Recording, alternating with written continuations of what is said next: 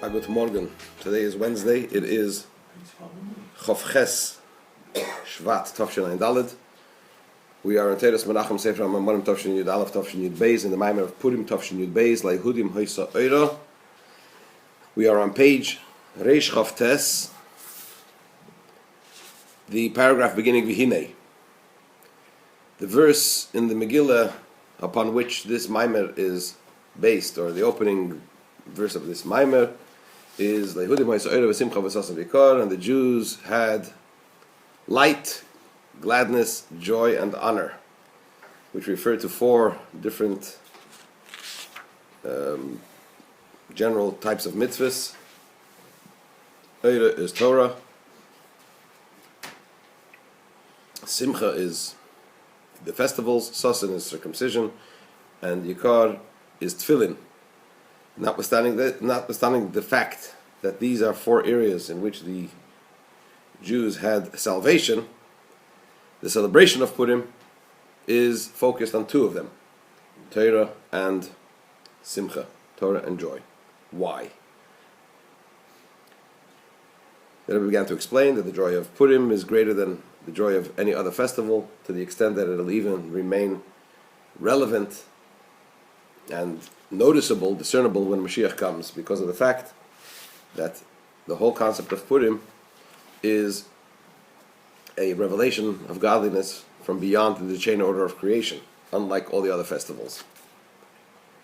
And in order to explain this in more detail, the Rebbe began to explain that the idea of Seder Shtalshelus, the chain order of creation, is made up of four parts: Atzilus, Bria, Yetzira, Asiyah, the world of emanation, the world of creation, the world of formation, and the world of action. The Rebbe explained that although creation, ex nihilo, something from nothing, happens at the point of Bria, the world of creation, nevertheless there is an additional, at which creation, ex nihilo, denotes Hashem, the activation of a godly divine power which is beyond the chain order of creation, because it's something that needs to, if you're talking about something from nothing, that requires a very powerful godly force, an unusual godly force. There is nonetheless an additional revelation from a very high godly force, and that is when we come to the world of creation, where you have actual physical phenomena, physical creation.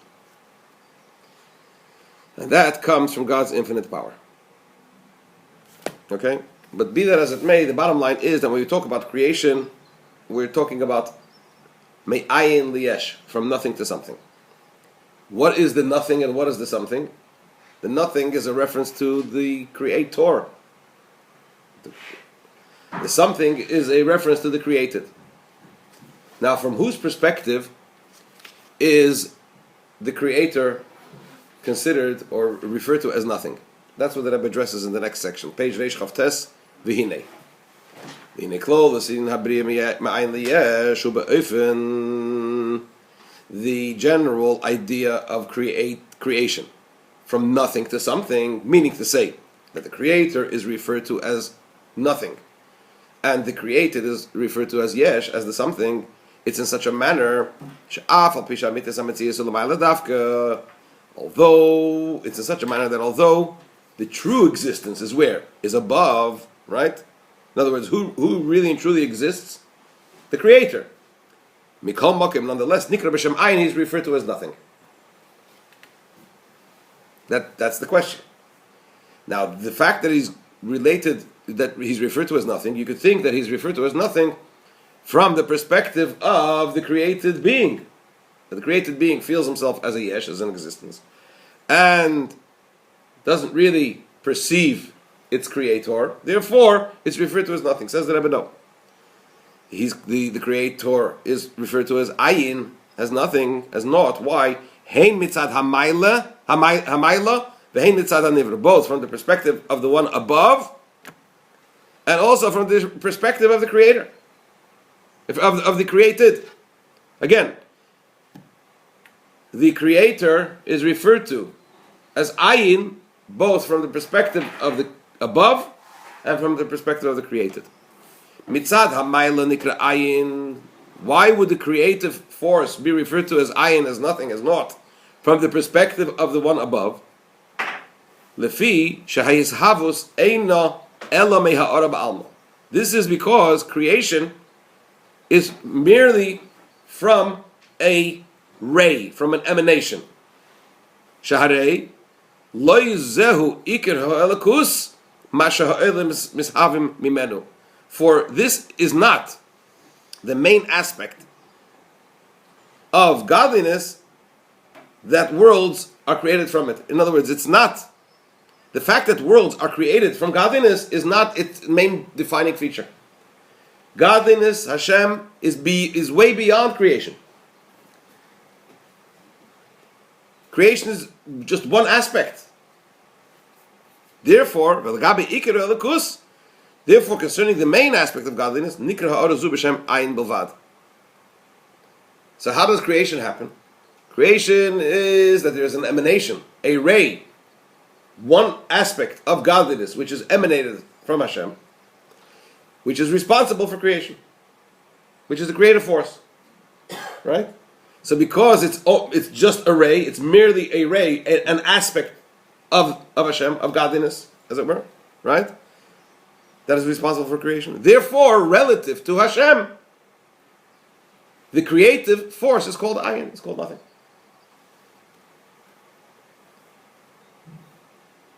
So therefore, this emanation, this ray, as it were, which is the creative force, is referred to as merely as ayin, merely as nothing, relative to whom? To Hashem, to the Creator. So this is from the perspective of the Maila, from the one above. Now the creative force is called ayin, nothing, also relative to the created yesh, to the created being. Because the possibility for there to be the existence of something, some existence, it's only if and when the created being does not feel the force of the Creator, the creative force, through whom, by which it is created.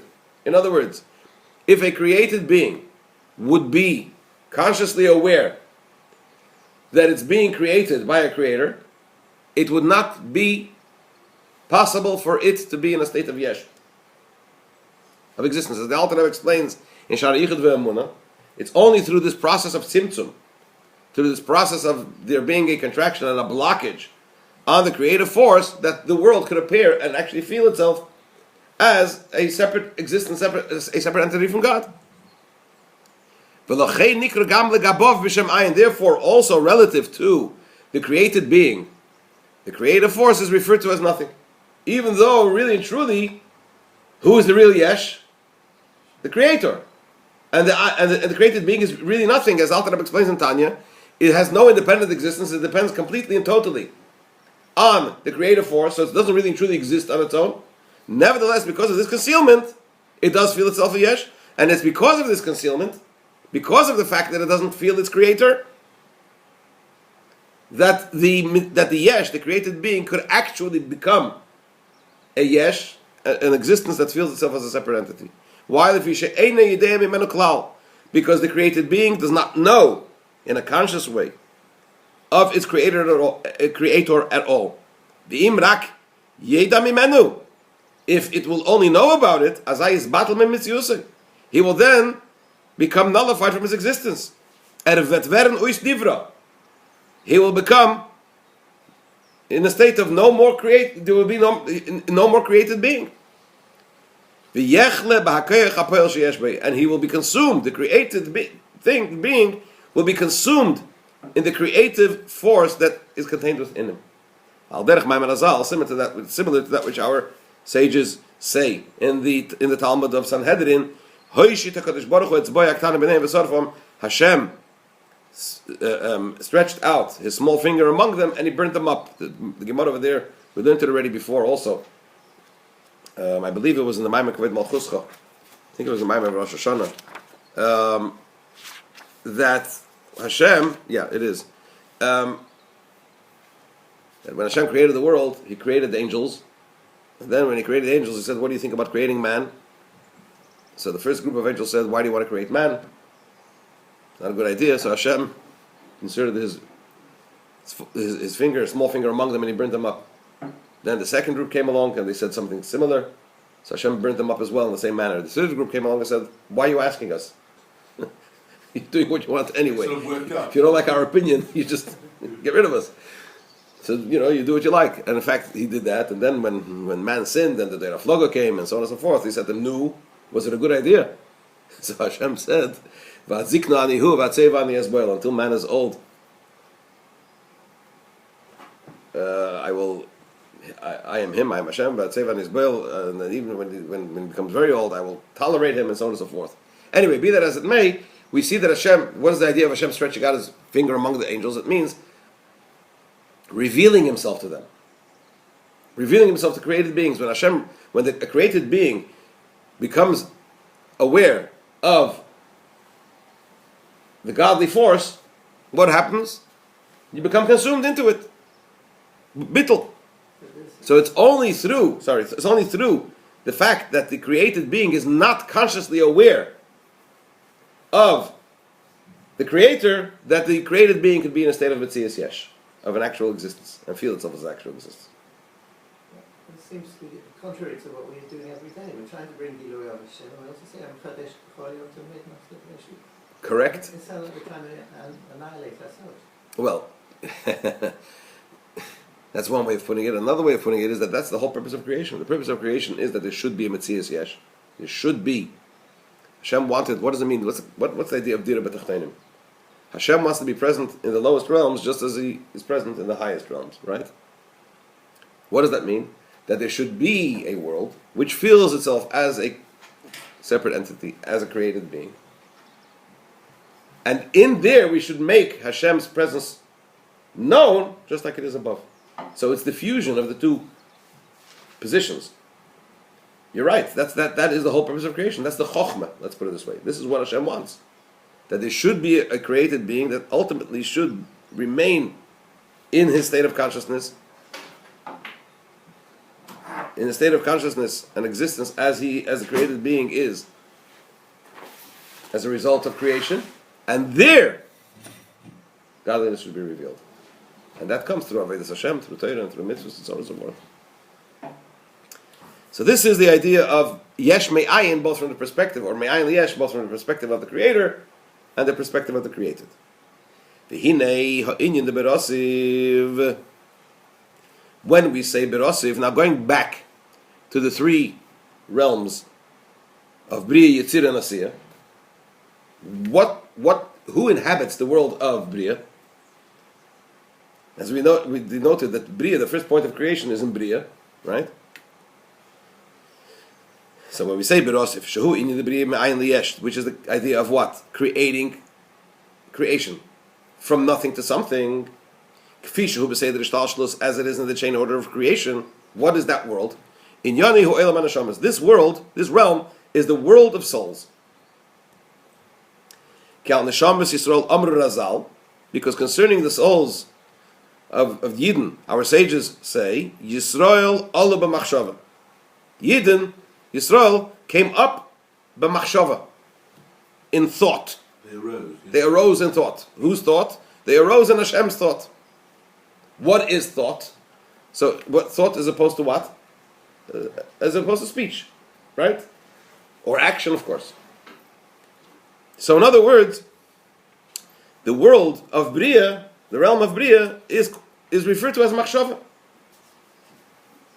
The neshamas arose in thought. It's another way of saying that the neshamas arose in Bria, in the realm of Bria. What's the image of this idea of thought? What is the concept of thought? As we see it in a person down below. The first point of the existence of letters in a tangible or in a discernible way is where? In the power of thought. But we think with letters, right? Although the source of letters is even beyond thought, nevertheless, the letters that exist, the source of letters that exist beyond thought, they are not yet, you can't categorize them yet as existence. They're a source, but not as an existence as letters as they are in thought. This is not the case when we talk about thought. In thought, the letters are felt, are discernible, are obvious. The term is the letters of thought. Now, if we superimpose that image on souls, in this manner, this is how souls are created.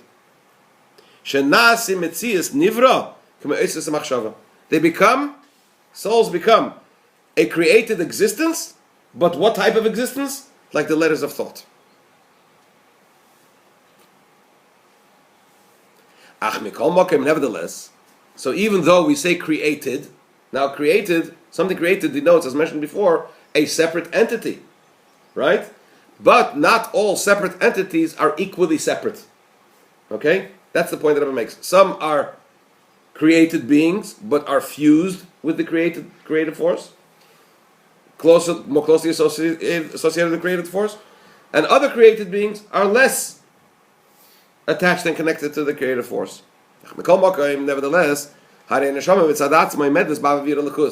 the soul on its own, from its the way it is in its own state, is in a state of love and fear of godliness. I think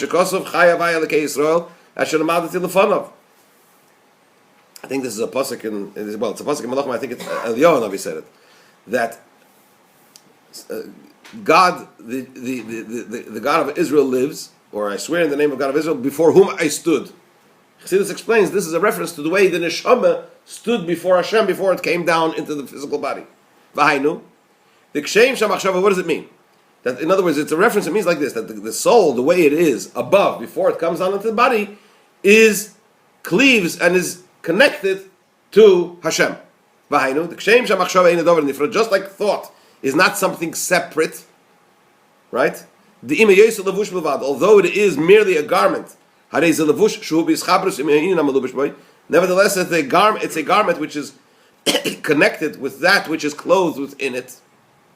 And it's because of this that thought is only for the person himself, right? The person thinks for himself. It's not something which is exposed to the other, which denotes that it's connected, it's united, it's fused with the person, right? As the Alter Rebbe explains in Tanya, in the beginning. So